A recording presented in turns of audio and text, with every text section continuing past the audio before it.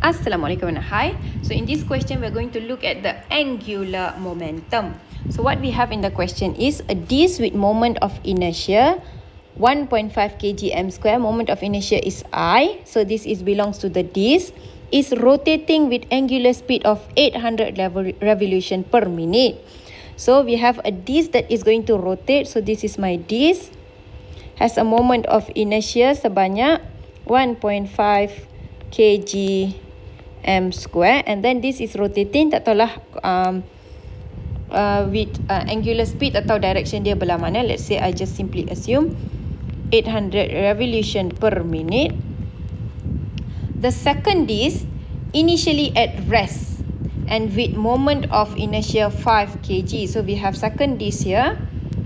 So ini disk 1, ini disk 2 punya moment of inertia, which is 5 kg m square, and dia kata initially at rest, so W0 sama dengan 0 untuk second disk. Okay, if suddenly clamp together to one shaft, so maksudnya sekarang disk 1 ini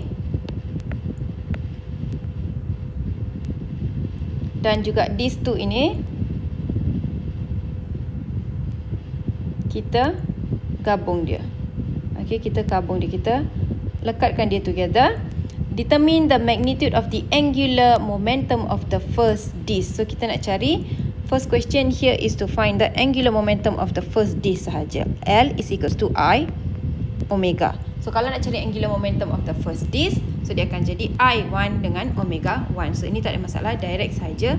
1.5 I dia, omega dia adalah 800 revolution per minute. However, you have to convert dia pergi radian per second. So 800 revolution to convert pergi radian darab dengan 2 pi, and then to convert to second bahagi dengan 60 minute.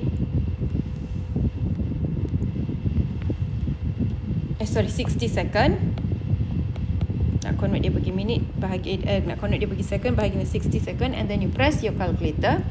Awak akan dapat 125.66 kg ms negative 1. So this is your moment of angular momentum of your first disk. And then the second question adalah determine the common angular speed, maksudnya omega of the combination of two disk. Maksudnya selepas awak combine dia jadi satu disk, dia akan rotate. Dia tanya apa omega dia berapa.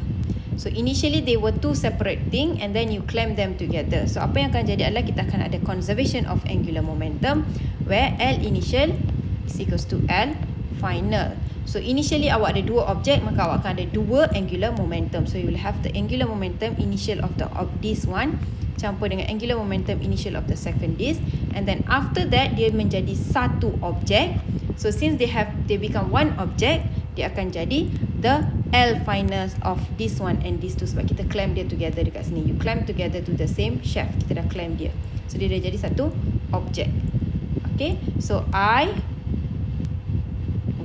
omega initial 1 campur dengan I2 omega initial 2 akan sama dengan, sebab dia dah clamp jadi satu, so dia akan ada I1 plus I2 gabungan dua-dua I, iaitu I total, omega final kamu dekat sini. So omega final adalah yang common dekat sini because they are going to rotate together.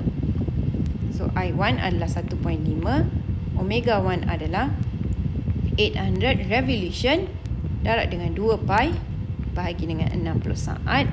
Itu dapatkan dalam radian per second. Campur dengan I2 adalah 5, initially it was at 0. And then I1 plus I2 1.5 plus 5, omega final is what we are looking for dekat sini. And then you press your calculator, or simplify, or akan dapat sebanyak 19.33 radian per second. So this is your omega final. This is what these two object that has been clamped into one object is going to rotate with. Okay, angular speed dia adalah sebanyak 19.33 radian per